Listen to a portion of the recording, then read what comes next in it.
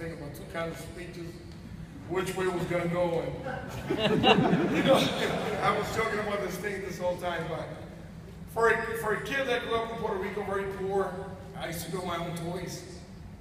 And I used to be a loner because I wasn't really good at sports and stuff. And I had these visions and these dreams of things that I wanted to do. I come here and best parents in the world taught me how to work hard, be a man of honor. And I made a delivery to a shop back in 1990, and I fell in love with car stereo. This Corvette was a front cover Car Stereo Review magazine. And at that moment, with no prior knowledge, I knew this is what I wanted to be, this is what I want to do. Someday, I'm going to be in the front cover of a magazine. With no knowledge whatsoever, with just reading magazines, I built my first car. I went to my first show, and nobody really cared too much about my car, so I say, man, what can I do to be different? I am Latino after all. Think outside the box, we're crazy. What can I do? Just my salsa alone is not cutting it. So I need something different, and I say, imagine putting a fish tank in a car with live fish. How do you keep the fishes alive? Which I've never killed a fish ever. I promise. I promise I've never killed a single fish in 25 years. By the way, this is my 25th year anniversary, so the timing couldn't have been better.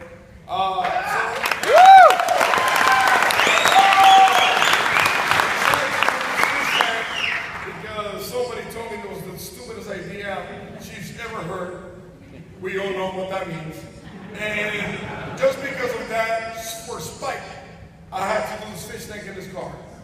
I went to my first show, and that was it. It's like people couldn't believe it. All the judges stopped. They have to see this car. But then, it was behind the seats. I had to push these seats manually, so the impact wasn't the same. I said, you know how cool it would be if I could just motorize these seats down? I don't know how to do motorization. There was no YouTube videos. I bought a couple of actuators. I did my first motorization, and when I went to my next show, in my Alpine 8080, you press it, and the seats came down, and the fish tank was there. Then I said, well, it'd be kind of cool if I put a couple of equalizers, EPTs here. Started competing through the whole summer.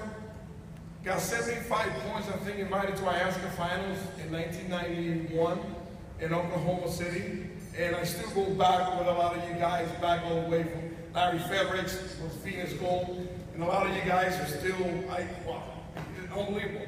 So I go there, and Larry listens to the car and says, this sounds like crap, dude.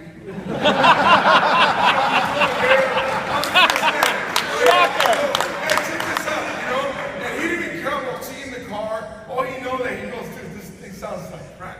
I go, what? You got these tweeters and these vents, they gotta be here. Okay, I got a Motel 6. I got the first floor. I put my car right there, turned that room into a hotel shop, like to a shop. Changed, built some new pots, came back the next day, having slept for like 20-something hours. He listened to it, they tuned it. Somehow, the Puerto Rican with the fish tank gets to win Alaska Finals in 1991 by 11 points over second place. Just a guy that just a year ago, before that, was a truck driver, just looking at magazines. Now I've been able to accomplish that. I get invited to CES, and history began. So, how tough it's been for me to stay in this industry, you guys would never know. Most of you guys would have given up a long, long time ago. It's been so hard. For every good experience I've had a bad one. But you know what? I can't stop. I've had to move to 8 different states, over 15 different cities, going after that next project, after that next challenge. And my challenge was to get front cover of Car Audio magazine 20 years ago. How many of you guys remember the Ram that I had here? 18 organizations I ran here 20 years ago. And up to that day, I still haven't been able to beat that truck. I was only competing against me.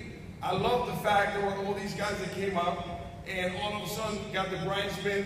That for me, that Rockford truck that he built, it was for me the best install of all times, hands down. Okay, hands down, the best install. Then Steve Brown turns around from being the little rookie that I met, and he starts seeing all this motorization and saying, hey, hold on, I got Alpine backing me up. I got budget, plus I'm a white boy.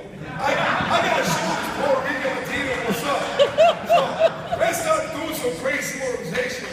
I think for 10 years, man, it was back and forth. But you know what?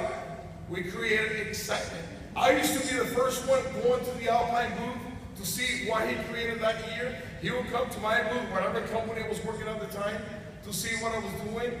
And all I was trying to do is to try to create excitement for this industry. I decided to teach fish camp. There's a lot of you guys here that came to my class.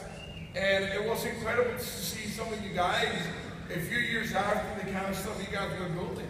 And no matter how crazy you guys saw the stuff that I was doing, or party, having a good time, all you guys know, I always took care of business. I always delivered. I always had the time to talk to anyone that ever came to me at any show. Okay, so for me, after 25 years, after all the bad things and the good things, to come here and see so many familiar faces and to receive this, I am beyond honored. Okay, like I have no idea what to expect from this thing, and I got so much more to give, guys. This is the 12-volt industry, man. We create magic in cars. I don't care who you are, dude. You can be the most famous guy in the world. You can be a doctor, you can be a lawyer, you can be a celebrity. When people hear, what do you do for a living? Oh, I build cars. Oh, money. Oh, all of a sudden they overchange. And let me tell you something. I've been able to build cars for just an average guy. I've been able to build cars for big-time athletes. I've been able to build cars for celebrities. My last one just last year, Ben Affleck. And these guys, as famous as they are, they're like little kids. Oh my God, look at this car. And they're like, yeah, who's the man? Oh, no, Fish, you're the man. And you know what? Be able to close your eyes, man, and visualize something and see it come alive. How many other industries, how cool is this? So, dudes, let's make this industry, man, the best it can be. You drag me back into this industry. Okay, you drag me back into this industry. So guys, I'm here. Let's make this thing happen. Okay, I'm working on a new TV show. I'm 95% in there. By next week, I should know. I can't really talk too much about it, but it's going to be, if I do get the show, it's about representing the 12-volt industry at the best level possible.